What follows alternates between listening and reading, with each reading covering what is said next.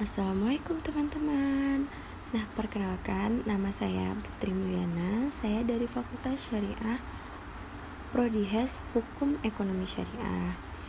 Nah, Putri sekarang sedang berada di semester 8. Nah, teman-teman, Putri mau menjelaskan sedikit nih kondisi perekonomian kita setelah pandemi Covid. Nah, teman-teman udah pasti banyak yang tahu dong. Alhamdulillah sedikit banyaknya kita udah banyak perubahan tentang perekonomian kita. Nah, kenapa begitu? Karena teman-teman udah pada tahu sendiri dong gimana buruknya perekonomian kita pada saat COVID-19 ya teman-teman. Nah, alhamdulillah Putri bersyukur sekali karena warga sekitar sekarang udah bisa melewati pandemi COVID-19 ya teman-teman. Nah, kenapa Putri bisa bilang kayak gitu? Karena banyak pedagang-pedagang, wisata-wisata yang tutup gitu ya kan. Nah, sekarang alhamdulillah kita juga udah bisa kembali normal walaupun masih harus jaga jarak ya teman-teman. Nah, bagaimana perekonomian Indonesia ke depannya? Tentu saja keadaan ekonomi Indonesia telah terdampak oleh pandemi yang berlangsung selama 2 tahun terakhir. Pandemi menyebabkan berbagai penurunan dalam sektor ekonomi yang merupakan konsekuensinya dari pembatasan sosial ya teman-teman. Nah, pasti teman-teman pada nanya ini gimana nih cara ngembaliin kondisi ekonomi kita ya teman-teman. Nah, tentu yakni sebelum, saat, dan sesudah pandemi. Sebelum pandemi terjadi, terdapat 3 tantangan yang selalu menjadi perbincangan, yakni rendahnya daya saing ekonomi dalam lingkup ASEAN yang disebabkan oleh rendahnya produktivitas pekerja Indonesia.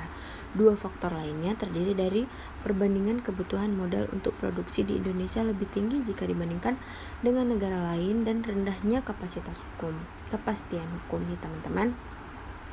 Nah, dalam lingkup global sendiri, daya saing Indonesia memiliki satu isu utama, yakni pendidikan dasar dan kesehatan. Kedua hal tersebut seharusnya dibedakan antara sekolah dan belajar, dan ada pembahasan khusus pada masing-masing poin tersebut ya teman-teman.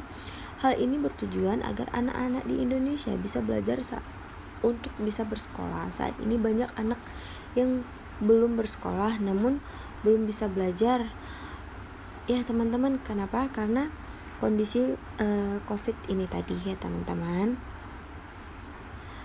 Nah, hal selanjutnya yang diperlukan adalah efisiensi tenaga kerja yang relatif tidak produktif dan siap menyambut teknologi.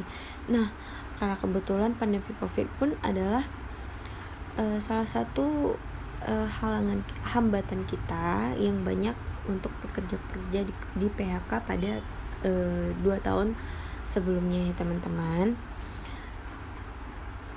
Ekonomi kita bertumbuh negatif dan mulai pulih baru-baru ini saja pada tahun 2021 ya teman-teman. Nah teman-teman, untuk selanjutnya pandemi ini akan terdapat pembangunan ekonomi yang hijau, berkelanjutan, dan inklusif. Tahap pertama adalah memiliki ketahanan ekonomi yang kuat terhadap disrupsi. Kemudian dikalahkannya bantuan sosial kepada masyarakat dan berusaha menekan resesi ekonomi. Tahap selanjutnya adalah proses pemulihan ekonomi berkelanjutan, dan terakhir secara jangka panjang menghadirkan ekonomi yang hijau, digital, inklusif, dan stabil. Nah teman-teman, untuk sekarang kita coba untuk membangun lagi perekonomian yang bisa membangkitkan kita walaupun dari pedagang-pedagang kecil. Nah, kita sama-sama saling membantu ya teman-teman. Nah, sekian dari podcast Putri hari ini. Semoga bermanfaat ya teman-teman. Terima kasih. Assalamualaikum teman-teman.